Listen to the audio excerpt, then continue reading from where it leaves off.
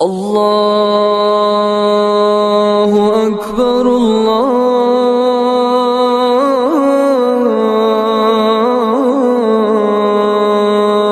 اکبر۔ السلام علیکم ورحمۃ اللہ وبرکاتہ۔ رفیقان ملت اسلامیہ، میرے عزیز بھائیوں، مدارس اور اسکولوں میں تعطیل ہو چکی ہے اور گرمی کی چھٹیاں شروع ہو چکی ہیں۔ یہ بہترین موقع ہے کہ ہم چھٹی کے اوقات کو کام میں لائیں اور اپنے بچوں کو ایسی مصروفیت اور ایسے کام میں لگائیں جس سے ان کو دینی اور دنیاوی فائدہ حاصل ہو اور معاشرے کو بھی نفع پہنچے۔ بلا شبہ وقت باری تعالیٰ کی انتہائی قیمتی نعمت ہے اور یہ انسان کے لیے سب سے نفیس دولت ہے۔ وقت کی اسی اہمیت کی بنا پر اللہ رب العزت نے قرآن کریم میں اس کی قسم کھائی ہے، والعصر ان الانسان لفی خسر الا الذین آمنوا وعملوا الصالحات وتواصوا بالحق وتواصوا بالصبر۔ زمانے کی قسم، انسان در حقیقت بڑے گھاٹے میں ہے، سوائے ان لوگوں کے جو ایمان لائے اور انہوں نے نیک عمل کیے اور ایک دوسرے کو حق بات کی نصیحت کرتے رہے اور ایک دوسرے کو صبر کی نصیحت کرتے رہے۔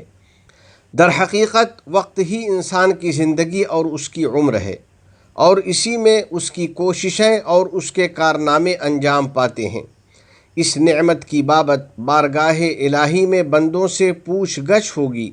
نبی رحمت للعالمین صلی اللہ علیہ وسلم کا ارشاد ہے، لا تزول قدم ابن آدم یوم القیامت من عند ربہ حتی یسأل عن خمس۔ قیامت کے دن آدمی کے قدم اس کے رب کے پاس سے ٹل نہ سکیں گے جب تک کہ اس سے 5 چیزوں اور نعمتوں کا سوال نہ کر لیا جائے۔ آپ صلی اللہ علیہ وسلم نے ان 5 میں وقت اور جوانی کی نعمت کا ذکر کرتے ہوئے فرمایا، عن عمرہ فیما افناہ وعن شبابہ فیما ابلاہ۔ اس کی پوری زندگی اور عمر کے بارے میں سوال ہوگا کہ کن کاموں میں اس کو ختم کیا، اور اس کی جوانی کے بارے میں سوال ہوگا کہ اس کو کن مشاغل میں کھپایا اور کہاں کمزور کیا۔ وقت کی قدر و قیمت کے بارے میں کسی شاعر نے کیا خوب کہا ہے، والوقت انفس ما عنیت بحفظہ، والوقت انفس ما عنیت بحفظہ وَأَرَاهُ أَسْهَلَ مَا عَلَيْكَ يَضِيعُ۔ وقت سب سے قیمتی نعمت ہے جب تک تم اس کی حفاظت کرو، ورنہ میرے خیال میں یہ نعمت بہت ہی آسانی کے ساتھ تم سے ضائع بھی ہو سکتی ہے۔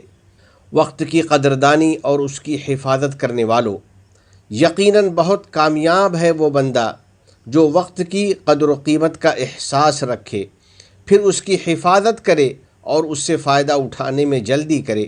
رسول اکرم صلی اللہ علیہ وسلم کا فرمان عالی شان ہے، نعمتان مغبون فیہما کثیر من الناس، الصحۃ والفراغ۔ 2 نعمتیں ایسی ہیں جن میں بہت سے لوگ ٹھگ لیے جاتے ہیں اور دھوکے کا شکار ہو جاتے ہیں۔ ایک صحت و تندرستی، دوسرے فرصت و فراغت۔ اب ہمیں اپنے بچوں اور بچیوں کی صحیح رہنمائی کرنی چاہیے، نظام الاوقات مرتب کرنے میں ان کا تعاون کرنا چاہیے اور ایسی مصروفیات میں وقت استعمال کرنے کی ان کو تاکید کرنی چاہیے جس سے ان کو خوب فائدہ حاصل ہو۔ اور نوجوانوں کو باصلاحیت بنانے کے لیے اور ان میں مختلف مہارتیں پیدا کرنے کے لیے حکومت نے جو مواقع فراہم کیے ہیں اور جو سہولیات مہیا کی ہیں ان سے بھرپور فائدہ اٹھانا چاہیے۔ یا اللہ، یا کریم، ہمارے اوقات اور ہماری عمر میں برکت عطا فرما اور اس کو ہم سب کے لیے اور معاشرے کے لیے نفع بخش بنا دے، نیز ہم سب کو اطاعت و عبادت کی توفیق عطا فرما دے۔ عزیزان گرامی، میرے نمازی بھائیوں، سیدنا عبداللہ ابن مسعود رضی اللہ تعالیٰ عنہ فرماتے ہیں کہ مجھے یہ بات بہت ناپسند ہے کہ میں آدمی کو فارغ اور بیکار دیکھوں کہ اس کے پاس دین یا دنیا کا کوئی کام نہ ہو۔